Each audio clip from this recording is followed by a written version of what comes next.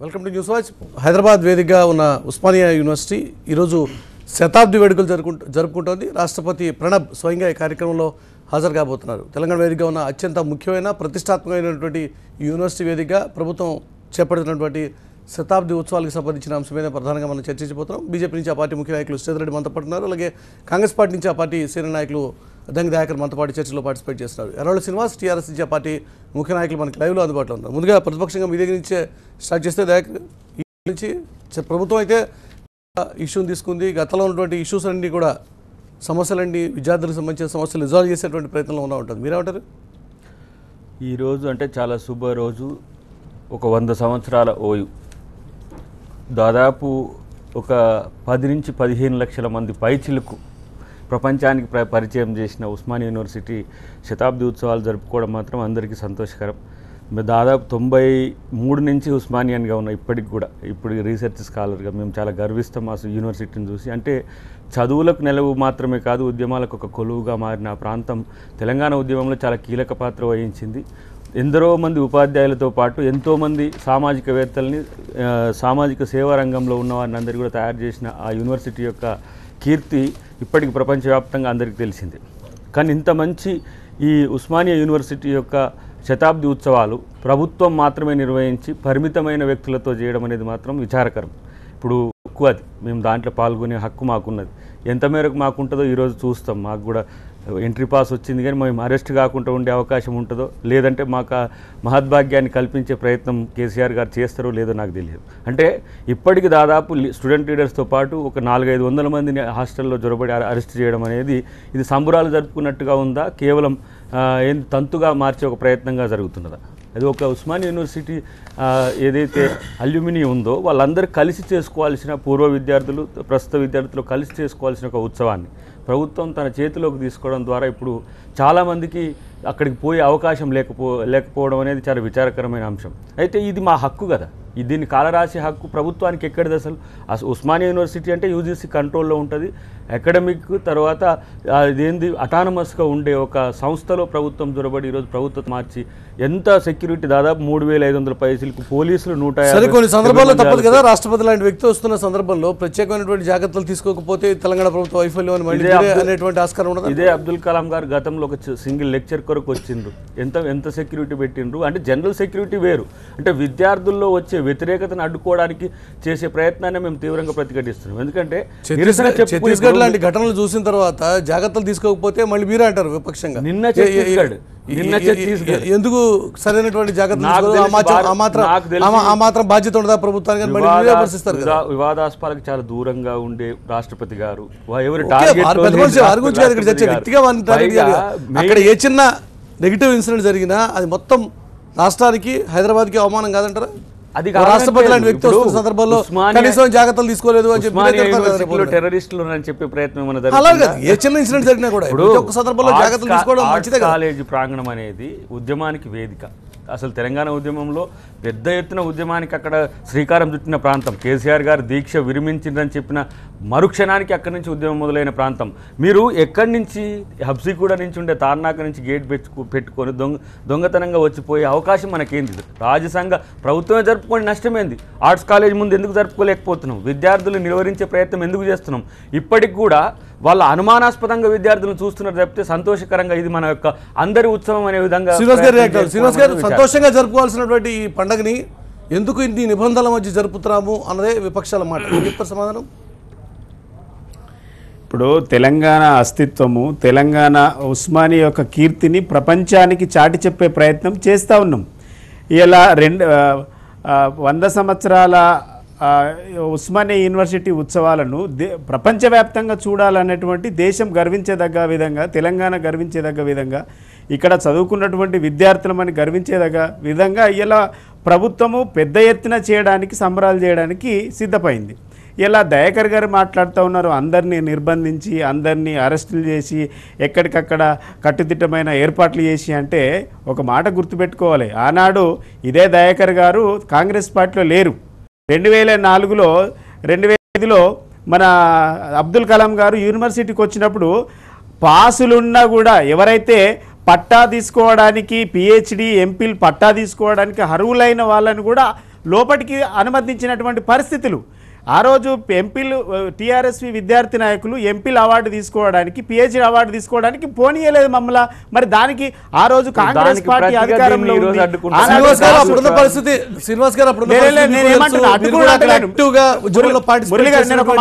మీకు తెలియని విషయమే కాదు. అప్పుడున్న ఉద్యమంలో ఉన్నటువంటి వేడి ఆ వాతావరణ సందర్భం వేరు. రాష్ట్రం వాతావరణంలో సంతోషంగా జరుపుకోవాల్సిన ఈ పండగ సందర్భంలో ఎందుకని రిస్ట్రిక్షన్స్ అన్నదే విపక్షాల మాట. నేనేమంటున్నా మురళి గారు, ఒక పాయింట్ అక్కడే అరెస్టుల గురించి మాట్లాడితే నిర్బంధాల కాంగ్రెస్ పార్టీ ఆనాడు విద్యార్థులు మామూలు విద్యార్థులను కూడా వెళ్ళడానికి ఒప్పుకోలేదు. అంటే ఒక ప్రధానమైనటువంటి వ్యక్తులు వచ్చినప్పుడు నేనేమంటున్నా, ఒక ప్రధానమైనటువంటి సెక్యూరిటీ దృష్ట్యా ప్రధానమైనటువంటి వ్యక్తులు వచ్చినప్పుడు, రాష్ట్రపతి లాంటి వ్యక్తులు వచ్చినప్పుడు ఆ మాత్రం సెక్యూరిటీ ఇవ్వాల్సినటువంటి బాధ్యత ఒక పోలీస్ వ్యవస్థగా ఖచ్చితంగా ఉంటుంది. నేను అరెస్టులు చేయమని మీరు చేసిండ్రు కానీ మేము చేస్తామని అంటలేము. అంటే దయాకర్ గారు మీరు చేసిండ్రు అని ఇప్పటికి 2-3 పోలీసు నిర్బంధాన్ని ఇదేంటి సార్ నాకు అర్థం కాదు. నేనేమంటున్నా, నేను ఆ ఉస్మానియన్ గా నేను గర్వపడే నేనేమంటున్నా, మీరు కలిసి కాంగ్రెస్ ఆనాడు ఉస్మానియా యూనివర్సిటీ నౌ నేను పోవాలి పోయే హక్కు మీకు కల్పిస్తారా? ఎర్రోల సీట్ గారు లేకపోతే ఇంకెవరైనా కల్పించగలుగుతారా? ఏం చేయాలి నేను వినాలి. ఎవరైనా వెళ్ళొచ్చు సంబరాలలో అందరూ పార్టిసిపేట్ కావాల్సిందే. ఈ జరుగుతున్నటువంటి తెలంగాణ అస్తిత్వాన్ని తెలంగాణ కీర్తిని ప్రపంచానికి చాటాల్సిందే. దాంట్లో మనవంతు బాధ్యతగా ఉండాలి తప్ప ప్రతిదాన్ని ప్రతిపక్షంగా ఈ జరిగే సంబరాలను చూడాల్సిన అవసరం లేదు, చూడాల్సిన అవసరం లేదు అంటున్నా. మళ్ళీ రావు కదా మరి ఎట్లా ఈ 100 సంవత్సరాల క్రూషియల్ జంక్షన్ లో మేము వినియోగించుకునే అవకాశాన్ని ఎందుకు పార్టీ టీఆర్ఎస్ ప్రభుత్వాన్ని విమర్శించదలుచుకున్నప్పుడు, కాంగ్రెస్ పార్టీ ప్రభుత్వం వైఫల్యాలను వేదిక ఉస్మానియా యూనివర్సిటీ కాదు. ఇలా కాంగ్రెస్ పార్టీగా మీరు కార్యక్రమాలు చేసుకోవచ్చు కానీ ఉస్మానియా విద్యార్థిగా మీరు అయితే పోవచ్చు. కానీ కాంగ్రెస్ నాయకుడిగా మీరు ఎప్పుడైతే ప్రవర్తిస్తారో కాంగ్రెస్ నాయకుడిగా మీరు ఎప్పుడైతే ప్రవర్తిస్తారో అక్కడే కదా మిమ్మల్ని అనుమానించాల్సిన పరిస్థితి. మీరు విద్యార్థిగా వెళ్తే ఒక తీరు, కానీ ఇక్కడ విద్యార్థిగా మాట్లాడలేదు. మీరు కాంగ్రెస్ నాయకుడిగా మాట్లాడి అందులోని ప్రతి ఒక పొలిటిసైజ్ చేసేటువంటి దృక్పథంలో చూస్తే సహజంగానే మిమ్మల్ని వేరే రకంగా చూస్తారు కదా. ఆ విషయానికి సంబంధించి మీరు ఇప్పుడు కాంగ్రెస్ ప్రతినిధిగా ముందుగా ఏంటంటే శతాబ్ది ఉత్సవాల సందర్భంగా ఉస్మానియాతో అనుబంధం ఉన్న ప్రతి ఒక్కరికి కూడా, ఒకవేళ అనుబంధం లేని మాలాంటి వాళ్ళందరూ కూడా వాస్తవానికి మేము వేరే యూనివర్సిటీలో చదువుకున్న ఇవాళ శుభాకాంక్షలు చెప్పుకొని ఒక ఉత్సవంగా జరుపుకోవాల్సిన సందర్భంలో ఇటువంటి చర్చ రావడం అనేది చాలా దురదృష్టకరమైన విషయం. ఎందుకంటే ఉద్రిక్తత క్రియేట్ చేసిందే ప్రభుత్వంలా కనబడుతూ ఉంది. మీరు వాస్తవానికి మనకు చాలా నెలల నుంచి లేకపోతే ఒక సంవత్సరం పైగా నుంచి ఈ చర్చ జరుగుతూ ఉంది. అనేక పార్టీల నాయకులు అక్కడికి పోయేసి అక్కడ ఉన్నటువంటి వ్యవస్థలను మొత్తం తనిఖీ చేసి లేకపోతే పరిశీలించి ఆడ హాస్టల్స్ బాగలేవు, లేకపోతే మెస్ ఛార్జీలు మీరు ఇవ్వలేదు, లేకపోతే ఫ్యాకల్టీ లేదు, ఇవాళ ఉండాల్సినటువంటి ఫ్యాకల్టీలో 50% కూడా లేదు. కొన్ని రోజుల తర్వాత బై ఎనదర్ 5-6 ఇయర్స్లో ఆడ 50 మంది ప్రొఫెసర్లు మాత్రమే ఉండే పరిస్థితి ఉంది. రిక్రూట్మెంట్ లేదు. మొత్తంగా అత్యున్నతంగా ఉన్నటువంటి ఉస్మానియా యూనివర్సిటీ దేశంలోనే అత్యున్నత విశ్వవిద్యాలయాల్లో 23 లేదు. కంటితుడుపు చర్యగా రాజకీయాలు చేస్తూ ఉన్నాం అన్న విషయాన్ని మనం చెప్తున్నాం. ఎంతోమంది వారు చెప్పినట్లు ముఖ్యమంత్రుల్ని, మంత్రుల్ని, జాతీయవాద స్ఫూర్తితో పనిచేసేటువంటి నాయకుల్ని ఈ రాష్ట్రానికి లేదా దేశానికి అందించే చరిత్ర ఉన్నటువంటి యొక్క ఉస్మానియాలో మన తెలంగాణ రాష్ట్రంలో రాష్ట్రపతి గారు వస్తే కొంతమందిని అరెస్ట్ చేసుకోవాల్సిన దుస్థితి మనం ప్రభుత్వం ఖచ్చితంగా పరిశీలించుకోవాలా. అటువంటి పరిస్థితి వస్తుంది అనుకున్నప్పుడు మీరు అంటే ఖచ్చితంగా వీళ్ళు గొడవ పెడతారు, వీళ్ళు గొడవ పెట్టడానికి అక్కడ ఉన్నారు అంటే ఎక్కడో దగ్గర మన విధానాల్లో లోపం ఉంటేనో లేదా గతంలో మాట్లాడిన విషయాల్ని అమలు చేయడంలో లోపం ఉంటేనో అందుకే గొడవ చేస్తారని చెప్పేసి మీరు అనుకుంటున్నారు. ఒకటి మాత్రం నిజమండి, రాష్ట్రపతి గారు వచ్చినటువంటి దాంట్లో కూడా విద్యార్థులు లేకపోతే రీసెర్చ్ స్కాలర్లు లేకపోతే పీజీ గ్రాడ్యుయేట్స్ ఉన్న దాంట్లో గొడవ చేస్తారనే ఉద్దేశంతో కొంతమందిని మొత్తానికి ఉత్సవానికి దూరం చేయడం అనేది చాలా బాధాకరం, దురదృష్టకరం. ఖచ్చితంగా అటువంటివి ఉన్నాయని చెప్పేసి పేపర్లో చెప్తా ఉన్నారు. స్పందించి ఇటువంటి దౌత్యాన్ని అమలు చేయకుండా ఆ సమయానికి వాళ్ళందరినీ కూడా విడుదల చేసి ఖచ్చితంగా ఈ యొక్క ఉత్సవాల్లో అందరినీ కూడా పాల్గొనే విధంగా ఒక ఫ్రీ ఎన్వైరన్మెంట్ని, ఒక ఉత్సవాల ఎన్వైరన్మెంట్ మాత్రం ఉండే విధంగా ప్రభుత్వం చేయాలని మేము డిమాండ్ కూడా చేస్తా ఉన్నాం. ఇప్పుడు ఒకటండి మురళి గారు, ఉస్మానియా ఉత్సవాల స్థాయిని తగ్గించడానికి ఈ యొక్క కీర్తిని తగ్గించడానికి కొంతమంది చేస్తున్నటువంటి కుట్రలు మనకు కనబడతా ఉన్నాయి.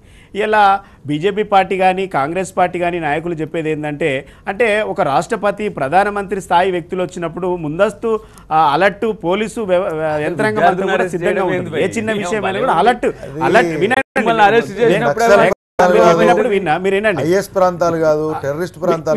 ఇలాంటి వ్యక్తులు వచ్చినప్పుడు కట్టుదిట్టమైనటువంటి చర్యలు, రాష్ట్రపతి వచ్చినప్పుడు కట్టుదిట్టమైనటువంటి చర్యలు ఎక్కడైనా ఉంటాయి. కానీ మనము ఆ జరిగే ఉత్సవాల్లో కూడా రాజకీయం చేయాలి, జరిగే ఉత్సవాల్లో కూడా రాజకీయం చేస్తూ పబ్బం గడుపుకోవాలనేటువంటి విషయం. నేనేమంటున్నా, దయాకర్ గారు కానీ శ్రీధర్ రెడ్డి గారు ఒక యూనివర్సిటీ విద్యార్థిగా పోవడానికి ఎవరు కూడా ఇబ్బంది లేదు, అడ్డు కాదు. కానీ ఒక బీజేపీ నేతగా పోతా, లేకుంటే నేను కాంగ్రెస్ నేతగా పోతా, ఆడ నేను ప్రశ్నిస్తా, నేను ఆడ ఒక ప్లే కార్డు పట్టుకుంటే ఇలా కాంగ్రెస్ పార్టీ నిరసించింది అన్నప్పుడు ఖచ్చితంగా అడ్డుకుంటారు. ఎందుకంటే ఇలా కాంగ్రెస్ పార్టీ నిర్బంధాల గురించి అరెస్టుల గురించి మాట్లాడడం చాలా అవమానకరం.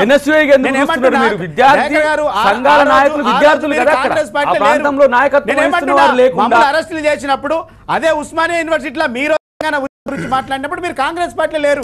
అదే ఉస్మానియా యూనివర్సిటీలో కాంగ్రెస్ తీవ్రవాదులు అన్నది గుర్తుపెట్టుకో దయాకర్ గారు. ఇప్పుడు సంతోషంగా ఉన్న పరిస్థితి నన్ను మాట్లాడినివ్వండి. అరే ఆర్ట్స్ కాలేజ్ ముంగట మనము దీక్ష చేసినప్పుడు, ధర్నాలు చేసినప్పుడు, మన అదే ఆర్ట్స్ కాలేజ్ ముంగట టెంట్లు వేసి కూర్చున్నప్పుడు ఇదే కాంగ్రెస్ పార్టీ, మీరు నమ్ముకున్నటువంటి కాంగ్రెస్ పార్టీ ఆనాడు జేఏసీ, ఆ రోజు విద్యార్థి నాయకులు, ఆనాడు మళ్ళీ టెర్రరిస్ట్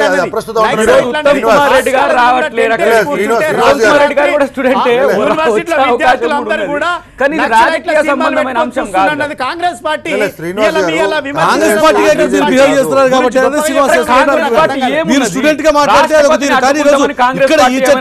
కాంగ్రెస్ పార్టీ ప్రతినిధిగానే మాట్లాడుతున్నారు, కాంగ్రెస్ పార్టీ ప్రతినిధిగానే మీరు రాజకీయంగా మాట్లాడుతున్నారు. సహజంగానే కొంత మిమ్మల్ని కాంగ్రెస్ పార్టీ నిర్ణయం తీసుకున్నదా రాష్ట్రపతిని అడ్డుకుంటామని, లేదు ఎన్ఎస్యుఐ తీసుకున్నదా, లేదంటే యూత్ కాంగ్రెస్ కార్యక్రమంలో ఇంత పెద్ద ఉత్సవాల్లో విద్యార్థులందరూ పాల్గొనాల్సిందే, మంచి వాతావరణాలు మీరు అంటారు. పొలిటిసైజ్ చేస్తే I'm the student of the Osmania university, నా హక్కు గురించి అడుగుతున్నా. ఉత్తమ్ కుమార్ రెడ్డి గారిని పిలుస్తున్నారా, లేదు రేవంత్ రెడ్డి గారిని పిలుస్తున్నారా, కోదండరావుని పిలుస్తున్నారా, ఇది కాదు నేను అంటున్నది. ఇలా రాజకీయ ప్రయోజనాలు పక్కన పెడదాం. విద్యార్థులుగా మన అందరికీ అక్కడ హక్కు ఉంది. పూర్వ విద్యార్థిగా సీనుకున్నది, ఇప్పుడు ఉద్యమాల్లో పాల్గొన్నట్టుగా శ్రీధర్ రెడ్డి గారు కూడా అక్కడ పోయే అవకాశం ఉంది. దీన్ని రిస్ట్రిక్ట్ చేసే పరిస్థితి ఎందుకు? ఉత్సవాలు అంటే ఉత్సవంగా జరుపుకోవాలి. కొంతమందికే పరిమితమైంది, ఉత్సవం ఎలా అవుతుంది అనేది నా యొక్క ముఖ్య ఉద్దేశం. దొంగచాటుగా వచ్చిపోవాల్సిన అవసరం ఉంది ముఖ్యమంత్రి గారికి. రాజసంఘ మెయిన్ గేట్ నుంచి ఆర్ట్స్ కాలేజ్ ముందు నుంచే వెళ్ళండి. ఎందుకు బ్యాక్ డోర్ లో వచ్చే పరిస్థితి ఎందుకు? అంటే మన ఉత్సవాలు తగ్గిస్తున్నది ప్రభుత్వమా? 500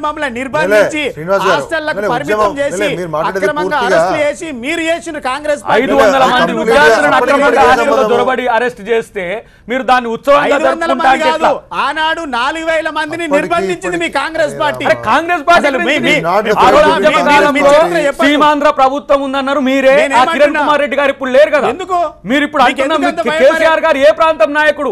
ఈ ప్రాంత విద్యార్థులను అరెస్ట్ చేసే సీఎం గారు ఏమైనా సీమాంధ్ర ప్రాంత నాయకుడు అని చెప్పి మీరు చెప్పాలనుకుంటున్నారా? లేదంటే ఇక్కడ ఉండే ఉస్మానియా విద్యార్థులకు ఉస్మానియా శతాబ్ది ఉత్సవాల్లో పాల్గొనే హక్కు లేదని మీరు చెప్పదలుచుకున్నారా? ఇవి రెండు కూడా క్లియర్ కావాల్సిన అవసరం ఉంటుంది కదా. ఇది టీఆర్ఎస్ కు సంబంధించి మాత్రమే పరిమితమైన అంశం. ఇప్పుడు మీరు ఉద్యమం సమయాన్ని ఇక్కడ ప్రస్తావించడం అనేది పూర్తి అప్రస్తుతం. అప్పటి పరిస్థితులు వేరు, అప్పటి వ్యవహారం వేరు, ఇప్పుడున్నటువంటి వ్యవహారం వేరు. ఇప్పుడు పూర్తిగా మనదే కదా, తెలంగాణ రాష్ట్ర ప్రభుత్వం ఉన్నది, తెలంగాణ నాయకులు ఉన్నాము, లేకపోతే తెలంగాణ ముఖ్యమంత్రి ఉన్నారు. కాబట్టి ముందే ఒకవేళ ఈ వర్గాలందరినీ పిలిచి, లేకపోతే ఈ పార్టీలు ఇన్ఫ్లుయెన్స్ చేస్తాయి అనుకుంటే వీళ్ళందరినీ బాధ్యులను పిలిచి మీరు మాట్లాడాల్సి ఉండే కదా. ఆ ప్రయత్నం ఏమి చేయకుండా వాళ్ళ నిర్బంధన అమలు చేయడం ఎంతవరకు కరెక్ట్ అనేది నేను అడుగుతా ఉన్నాను. శ్రీనివాస్ గారు సమాధానం. నిర్బంధం గురించే ఈరోజు విపక్షాల మాట. ఉత్సవాలు జరగాల్సిందే, విద్యార్థులందరూ పాల్గొనాల్సిందే, మంచి వాతావరణం జరగాల్సిందే, ఈ విషయంలో డిస్ప్యూట్ లేదు.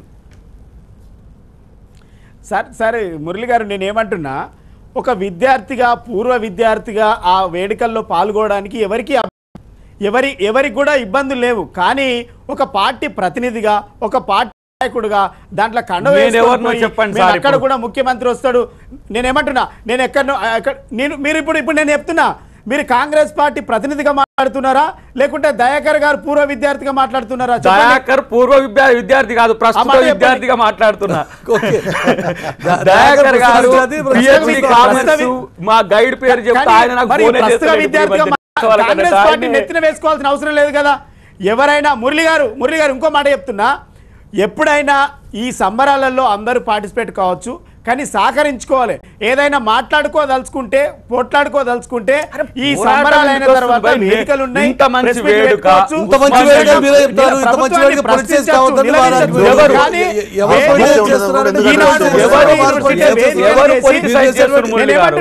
ఉస్మానియా యూనివర్సిటీ వేడుకను చెడగొట్టుకోవాలనే ఆలోచన మాకు ఎందుకుంటది? శ్రీనివాస్ గారు, మురళి గారు భయం కాదు ఇక్కడ, మురళి గారు భయం కాదు. ఉస్మానియా యొక్క ప్రతిష్టను దెబ్బతీస్తా ఉన్నారు. ఉస్మానియా యొక్క కీర్తి. దొంగతనం ఎందుకు రావాలి ముఖ్యమంత్రి గారు నాకు చెప్పండి. దొడ్డిదారిని ఎందుకు రావాలి ముఖ్యమంత్రి గారు? ఎందుకు రావాలి?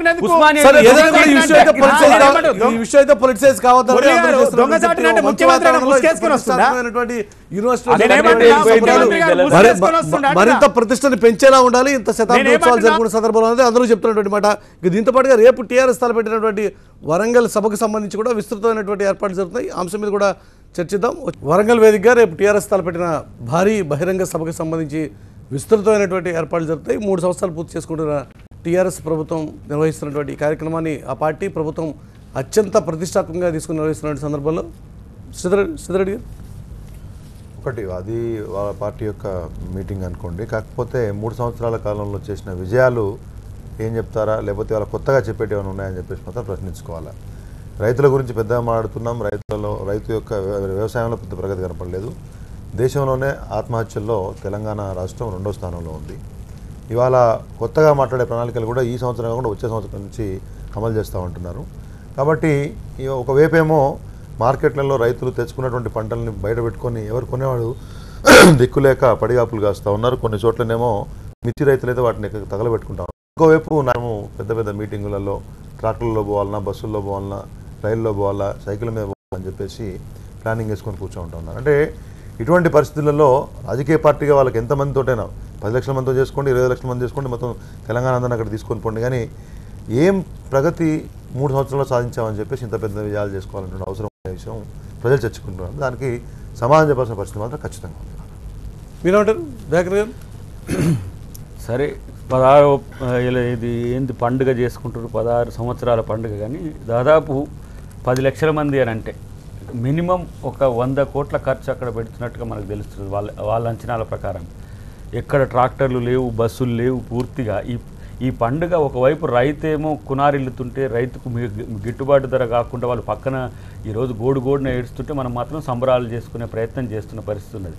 సరే, ఈ ప్లీనం తర్వాత ఈ జరుగుతున్న మీటింగ్ స్థాయి ఎందుకు ఇంత పెట్టాల్సిన అవసరం వచ్చింది అంటే రాజకీయంగా తన ప్రభావం మీరు చెప్పాల్సుకున్నటువంటి లెక్క ఏంది అసలు? ప్రధానంగా 10 లక్షల మంది జనాభాకి 100 కోట్లు అంటే 1,00,000 మందికి 10 కోట్ల రూపాయలు ఖర్చు పెడుతున్నారండి. అలా కూలీలు చూస్తాం కదా సార్, ఒక్కరోజు కూలీ 7 లక్షలు ఉంది. అదే లెక్కన కూలీలకు సగటు మినిమం వేజెస్ యాక్ట్ ప్రకారం 200-300 వ్యక్తికి రావట్లేదు. ఎంపీలు ఎమ్మెల్యేలు పని చేస్తే మాత్రం 7 లక్షలు, 9 లక్షలు, 6 లక్షలు. ఈరోజు మీరు చూడండి 3 సంవత్సరాల్లో ఇంత రిచ్గా ఎలా కాగలిగింది ఆ పార్టీ అనేది కూడా అందరికీ అనుమానం వస్తున్న పరిస్థితి ఉన్నది. నేను అంటున్న ఈ 100 కోట్ల పండుగను మీరు ప్రతిపక్షాలను నేను బలంగా ఉన్నా అని చెప్పుకోవడానికి ప్రయత్నం చేస్తున్నట్టుగా ఉన్న తప్పితే ఏమి మనం ఈ 3 సంవత్సరాల్లో సాధించమని లేదు. 16 సంవత్సరాల్లో టీఆర్ఎస్ పార్టీ చేసిన ఘనకార్యాలకు ప్రతిగా ఈ రోజు మీరు చేస్తున్నా అనేది కూడా ఆలోచించాల్సిన అవసరం. శ్రీనివాస్ గారు మీరేమంటారు? విపక్షాల ప్రశ్నలకు మీ సమాధానాలు? ఈ టీఆర్ఎస్ పార్టీకి మీటింగ్లు సభలు పెట్టడం అనేది కొత్త కాదు. అదే గ్రౌండ్లో 25 లక్షలతో మీటింగ్ పెట్టినటువంటి సందర్భం కనబడుతూ ఉన్నది. అంటే భారతదేశంలో అంత పెద్ద బహిరంగ సభ నాకు తెలిసి ఎక్కడ కూడా పెట్టలేదు, ఎవరు కూడా ఆర్గనైజ్ చేయలేరు. అంటే టీఆర్ఎస్ పార్టీపై నమ్మకాన్ని ఉంచినటువంటి ప్రజలు గత 15 సంవత్సరాలుగా టీఆర్ఎస్ పార్టీని ఆశీర్వదిస్తూ ఉన్నారు. టీఆర్ఎస్ పార్టీ వెంట తెలంగాణ ప్రజలు మేమంతా ఉన్నాం, సబ్బండ వర్గాలమంతా ఉన్నామని గత కొద్ది రోజుల నుంచి తెలియజేస్తూ ఉన్నారు. అది కాంగ్రెస్ పార్టీకి, బీజేపీ పార్టీకి అది నచ్చకపోవచ్చు. ఎందుకంటే పార్టీ విధి విధానాలు, పార్టీ యొక్క సిన్సియారిటీ, పార్టీ చేస్తున్నటువంటి పనులు కూడా ప్రజలు నమ్మిండ్రు కాబట్టి ఇలా మాతోనే ఉన్నారు. ఇలా కాంగ్రెస్ పార్టీ పెట్టమనండి, ఒక 10 లక్షల మందితో సభ పెట్టమనండి, మీకు 10 లక్షల మందిని తెచ్చే సత్తా కాంగ్రెస్ పార్టీకి ఉందా? మరి 50 ఏమంటున్నా పెట్టే పరిస్థితి లేదు కదా వారి ఆర్గ్యుమెంట్.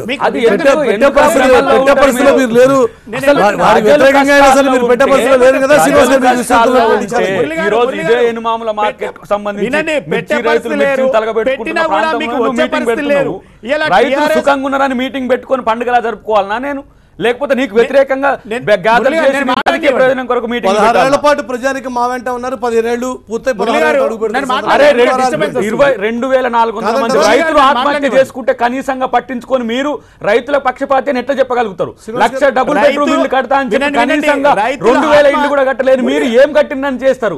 ఇలా దళితులకు 3 ఎకరాల భూమి అని చెప్పి 1600 మందికి కూడా ఇవ్వలేని మీరు ఏం సాధించిన 10 లక్షల మందితో మీరు బహిరంగ సభలు చెప్పుకుంటూ మేము చేసినామని చెప్పుకుంటారు. ఇదే రోజు డబ్బాలు నడుస్తున్నాయి కదా, పొద్దుగాల నుంచి సాయంత్రం వరకు చెప్పిందే చెప్పేది. ఇక మళ్ళీ ఒకసారి శ్రీనివాస్ గారు, మురళి గారు, ఇవాళ టీఆర్ఎస్ పార్టీ పెట్టినటువంటి సంక్షేమ పథకాలు ప్రధానమంత్రి గారు హర్షిస్తూ ఉన్నారు. కాంగ్రెస్ పార్టీ అధికారంలో ఉండగా కనీసం ప్రజల సమస్యల గురించి ఏనాడు మాట్లాడలేదు. కాంట్రాక్టర్లు ఎంత, కమిషన్లు ఎంత, ఏడ సంపాదించాలి, ఎవరికి ఇల్లు ఇవ్వాలి, ఏడ కబ్జా పెట్టాలి, ఆ నేపథ్యంలో ప్రభుత్వాన్ని నడిపించిరే తప్ప ఇలా టీఆర్ఎస్ పార్టీ అమలు చేస్తున్నటువంటి సంక్షేమ పథకాలు భారతదేశంలో ఎవరైనా 1000 రూపాయల పింఛన్ ఇస్తుందా? డబుల్ బెడ్రూమ్ ఎక్కడైనా అమలు చేస్తుందా? లేకుంటే రైతుల పంటకు పెట్టుబడి 4000 రూపాయలు ఎక్కడైనా ఇస్తా ఉందా? ఎక్కడ లేని నేనేమంటున్నా, డబుల్ బెడ్రూమ్ ప్లాట్ ఇలా హైదరాబాద్ లో 1,00,000 ఇండ్లు కట్టబోతా ఉన్నాం. ప్రతి నియోజకవర్గానికి అమలు జరుగుతా ఉన్నాయి.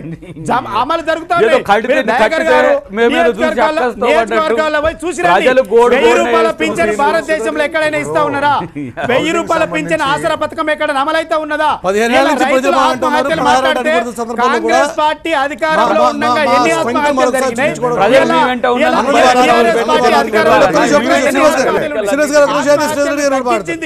ప్రజలకు అందుబాటులో ఉన్నది టీఆర్ఎస్ పార్టీ. ఎవరికి మీరు మీటింగ్లు పెడితే జనాలు రారు, మీటింగ్లు పెడితే జనాలు రారు, మీరు ధర్నాలు చేస్తే జనాలు రారు. టీఆర్ఎస్ పార్టీ ముఖ్యమంత్రిని కలిసి 1,00,000 మందితో Congress party, BJP party meeting 10 లక్షల మందితో పెడతాం. గుర్తు పెట్టుకో, అది మీటింగ్ పెట్టాల్సిన పరిస్థితిలో పెడతాం, రాజకీయంగా నిన్ను నిలువరించడానికి పెడతాం.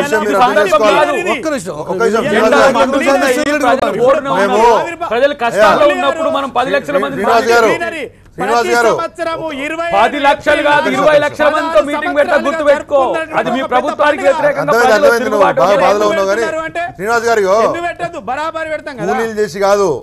కూలీలు చేసి కాదు. మా ప్రధానమంత్రి గారు వస్తే 5 రూపాయలు 10 రూపాయలు ఇచ్చి సభకు వచ్చారు. అదే భారతీయ జనతా పార్టీ చరిత్ర. దానికి కూలీలు చేయబడలేదు, లేకపోతే డబ్బులు కలెక్ట్ చేయనక్కర్లేదు, ట్రాక్టర్లు పెట్టనక్కర్లేదు, డబ్బులు ఇచ్చి వచ్చారు. ఒక నిమిషం, లక్నో లాంటి ప్రదేశంలోనే 25-30 లక్షల మంది వచ్చారు. కాబట్టి నేను ఏమంటున్నాను, ఇక్కడ కూడా చేస్తాము, ఖచ్చితంగా మీ కోరిక తీరుస్తానని చెప్పేదంటే వార్షికోత్సవం ప్రతి సంవత్సరం వస్తుంది. 15 సంవత్సరాలు, ఒక సంవత్సరం ముందు 15 సంవత్సరాలు ఉన్నారు, సంవత్సరం తర్వాత నచ్చేవాళ్ళు, ఏ పార్టీ నచ్చేవాళ్ళు ఆ సంవత్సరం కూడా ఉంటారు కదా.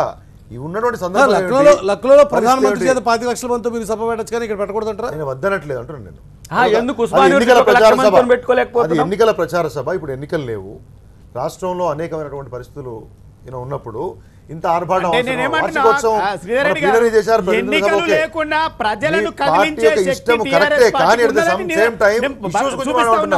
అంటే మీరు సభలు చేయలేరు అంటే డబ్బులు జరగబోయేటువంటి సభకు సంబంధించిన ఏర్పాట్లు సభలో ముఖ్యమంత్రి 1000 మందిలో ఉండాలి, టీఆర్ఎస్ పార్టీ పెట్టడానికి లక్షల మంది ఉండాలి. ఉస్మానియా యూనివర్సిటీ సభలో సీఎం మాట్లాడతారు. ఇప్పటి వరకు ఇచ్చినటువంటి కమిట్మెంట్స్ ని కొత్త హామీలు ఏ రకంగా ఇవ్వబోతున్నారు, ఇవన్నీ కూడా చూడాల్సిన పరిస్థితి. చర్చలు పాల్గొన్న ముగ్గురు నాయకులు కూడా ధన్యవాదాలు. ఇవాళ న్యూస్ వాచ్, రేపు న్యూస్ వాచ్ మళ్ళీ కలుసుకుందాం. చూస్తూనే ఉండండి.